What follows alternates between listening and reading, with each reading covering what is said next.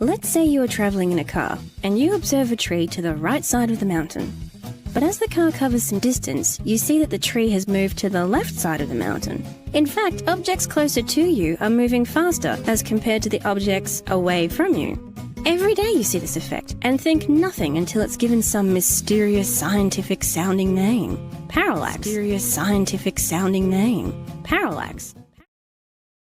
Wonderfully clear, starry night above Phuket here, and good to point out something that doesn't happen that should do if we are on a spinning ball Earth and that we are looking at stars that are great distances apart, and that's parallax.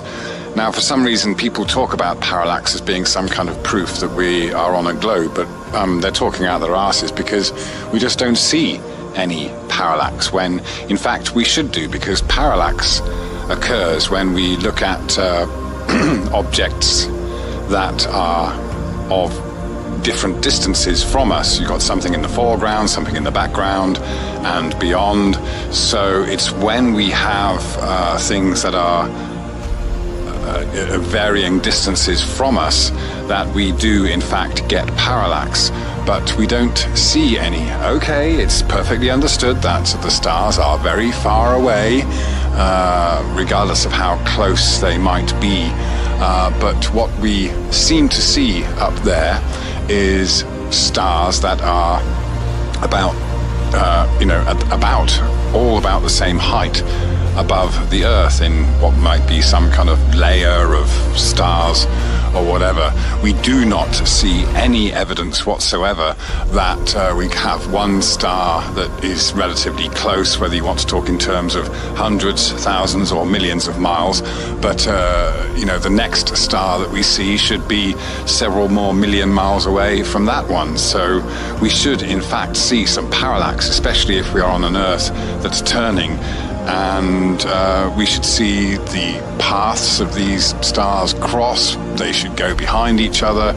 In fact, the night sky would be a total mess if all the stars were of different distances from the Earth. We would definitely get a large amount of parallax, but we really don't see any. And those people that claim there is parallax are only repeating the claim that's apparently made with very high precision instruments. And of course, things like the air can get in the way, and there's no way of ever confirming that. It's just one of those things that's oft repeated by people who wish to defend their belief in the globe with just another explanation that is no way verifiable whatsoever. So yeah, just think about that, the fact that when we do look at objects that are close and far away and even further away, we get parallax, but we do not ever see any parallax with the stars, whatever they are and how far away they are from us.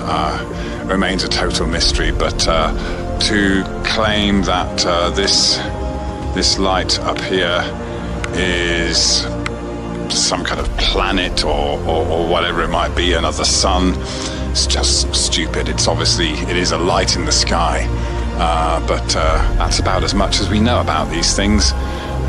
Even if you have a degree in astronomy and you're allowed to look at them through very expensive telescopes. There is nothing about looking at the stars that tells us anything about any alleged shape, dimension, or movement of the Earth that we are on. It remains a complete mystery, and I'm quite happy with that, and there's no need for anyone to have to come up with any alternative numbers, models, or figures.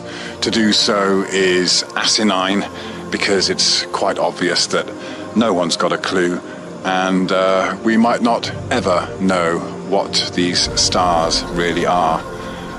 So it's all completely open to interpretation, which of course is what's done to give us this heliocentric spinning globe model that doesn't have any basis in reality whatsoever. Defies physics, defies observations.